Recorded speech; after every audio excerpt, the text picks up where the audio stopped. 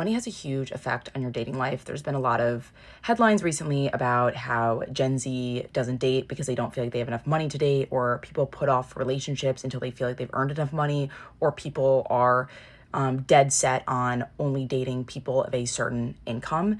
And it's interesting to me how money has really come into the whole dating scene. I mean, it's always been there, but it's been a lot more vocal and upfront. And I want to talk about how that shapes how people think about finding love. And I think money is very much about stability and finding stability, either in yourself or in someone else. There's a recent study that came out that people earning higher incomes felt like they were more prepared and more ready to end up in a relationship, because I think as you earn a higher income, you feel more quote unquote stable typically. And so I think you open yourself up more for potentially, kind of finding a partner or potentially building a family. And I think that explains why a lot of people are set on like finding a partner of a certain income, because to them that signals stability and readiness. And this is a very perfect example about how money is often a stand-in for different values that we have and different things that we care about.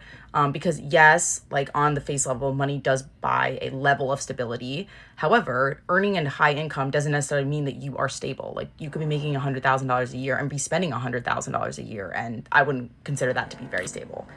We're also in a time of broader economic instability. And so I think that is why young people especially crave stability more than ever. And it's much easier to measure someone's income than measure how good of a partner they could be, right? Because income is a number, it's quantifiable, it's really easy to benchmark against other people. And humans, we tend to focus on these quantifiable metrics because they feel concrete in a very uncertain world. And especially when the broader economy feels uncertain, people want to find stability wherever we can. Our brain craves control. It doesn't like uncertainty. If you're interested in learning more about how money impacts our relationships and how we think about the world, you should subscribe to my newsletter. The link is in my bio.